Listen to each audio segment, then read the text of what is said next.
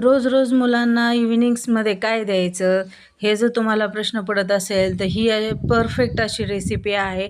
लहानांपासून मोठ्यांना सगळ्यांना ही खूप आवडते रेसिपी. हिचं नाव आहे तिळाच्या पोळी. ही करायला जेवढी सोपी आहे तेवढीच खायला रुचकर लागते, खूप छान लागते. आणि ही तिळाची पोळी तुम्ही मुलांना इव्हिनिंग स्नॅक्स तर म्हणून तर देऊच शकता, पण टिफिनला सुद्धा तुम्ही हे देऊ शकता. मुलं खूप छान आवडीने खातात आणि टिफिन पूर्ण रिकामा येतो घरी आपला. माझ्या घरात तर माझ्या मुलांना खूप ही रेसिपी आवडते, त्यामुळं आठवड्यातनं एकदा तरी माझ्या घरात ही रेसिपी होतेच. तिळाची पोळी कशी बनवायची आता मी तुम्हाला त्याची रेसिपी सांगते. गूळ तुम्ही तुमच्या अकॉर्डिंगनुसार घेऊ शकता. कमी गोड, जास्त गोड तुमची मुलं कशी खातात त्यानुसार तुम्ही त्या गुळाचा वापर करू शकता. शेंगदाणे घ्यायचे आहेत आपल्याला. तीळ घ्यायचे. तीळ जास्त टाकायचे नाहीत. तीळ थोडी शेंगदाण्यापेक्षा कमी टाकायचे आहेत. का तर तीळ जास्त टाकली की आपली पोळी कडवट लागेल. शेंगदाणे आणि तीळ आपल्याला चांगले असे खरपूस भाजून घ्यायचे आहेत आणि ते आपल्याला मिक्सरच्या जारमध्ये काढायचे आहेत. त्याच्या आधी गूळ टाकायचा आहे.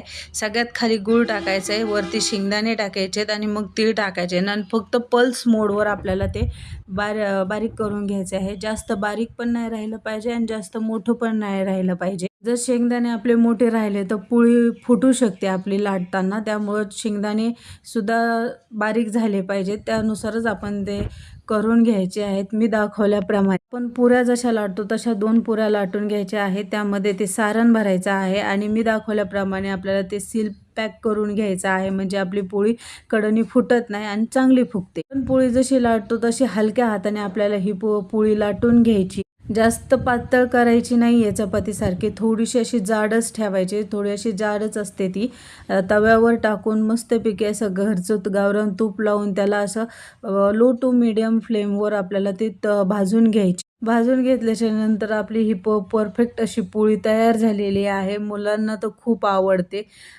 तुम्हाला अशाच छान छान रेसिपी माझ्या चॅनलवर बघायच्या असतील तर माझ्या चॅनलला लाईक, शेअर आणि सबस्क्राईब करा आणि कमेंटसुद्धा करा जर आजची तुम्हाला रेसिपी कशी आवडली ती. ही रेसिपी एकदा नक्की ट्राय करून बघा. तुमच्या मुलांना हे नक्कीच आवडेल.